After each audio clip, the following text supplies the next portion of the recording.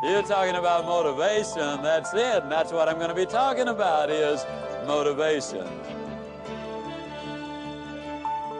West Texas rancher had a coming out party for his daughter. Now, this was one of those real rich Texans. I mean, thousands of acres of land, tens of thousands of head of cattle, dozens of producing oil wells. I mean, a great big house and an Olympic-sized swimming pool. Now, this coming out party for his daughter, us salespeople refer to that as group prospecting.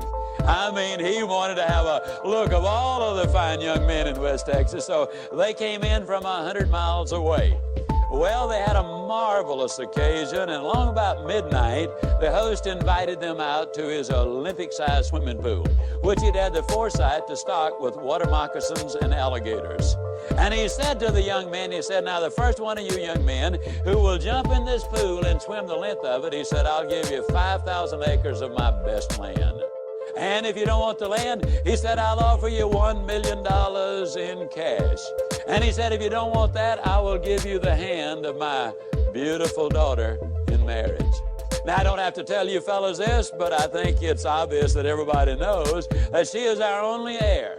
And the one who gets her for his bride will eventually get all of this. Well, the words were no sooner out of his mouth than there was a loud splash at one end of that pool, followed by an almost immediate emergence of a dripping young man at the other end of that pool. He had set a world's record which will never even be approached. Well, the host was all excited. He ran down there, and as the young man was just shaking himself off from that fast swim, he said, congratulations, son, that's absolutely fantastic.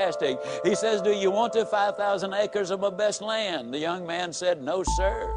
He said, well, do you want the $1 million in cash? He said, no, sir. Well, he said, then, son, I've got to assume that you want the hand of my beautiful daughter in marriage. The young man said, no, sir. And the West Texan said, well, son, for crying out loud, what do you want? The young man said, I want to know the name of that dude that pushed me in the swimming pool.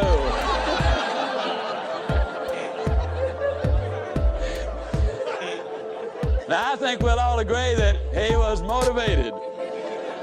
But I think we'll also agree that most people are confused about motivation.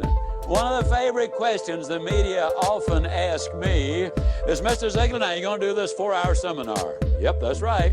And you're going to get the people all motivated. I said, I sure hope so. That's what management brings me in for. Well, let me ask you a question, Mr. Ziglar. Where will these people be a month from now, 6 months from now? In other words, Mr. Ziglar, tell me, is motivation permanent?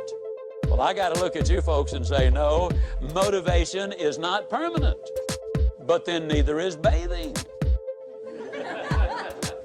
But that doesn't mean I don't approve of bathing. As a matter of fact, I strongly encourage it. Eating is not permanent unless you don't eat, and then pretty soon your condition will be permanent. No, motivation is not permanent for the simple reason that we've got demotivation, which takes place every day of our lives. There's more confusion about motivation and positive thinking than just about anything that I have ever encountered. I believe in this presentation, though, we're going to be able to clarify much of that for your benefit, and more importantly, share with you how you can keep the motivation and the positive thinking going. Positive thinking won't let you do anything. I get so annoyed when I hear some people enthusiastically stand up and say, man, with positive thinking, you can just do anything. Just believe it, and man, think about it positive enough, you can do it. I believe that's ridiculous. See, I'm 60 years old. I don't care how positive I got. I could not whip a boxing champion. I don't care how positive I got. I could not play football in the NFL or the basketball in the NBA. I don't care how positive I got. I couldn't perform major surgery on you and have you live. Nor could I give you a lecture on nuclear physics. Positive thinking won't let you do anything, but it will let you do everything. Better than negative thinking will. Now, I know that for most busy people, getting regular exercise is about as easy as climbing Mount Kilimanjaro. but it can be done. You've just got to have a plan. You've got to set some goals, because it's just as difficult to reach a destination you don't have as it is to come back from a place you've never been. Unless you have definite, precise, clearly defined goals, you will not realize the maximum potential that lies within you. And this applies to every aspect of your life, not just to exercise. Now, here's some steps you can take towards that end. First, identify your goals, and next, set a deadline for reaching them. Make a list of obstacles you have to overcome to reach your goals. Identify the people who can help you overcome those obstacles, and make a list of skills you have and those you need to achieve your goals. And then develop a plan. Now, a word about goals themselves. There are 7 different kinds of goals. They're physical, financial, spiritual, career, family, mental, and social. And these 7 types of goals share several characteristics. First, to be effective, they must effect change.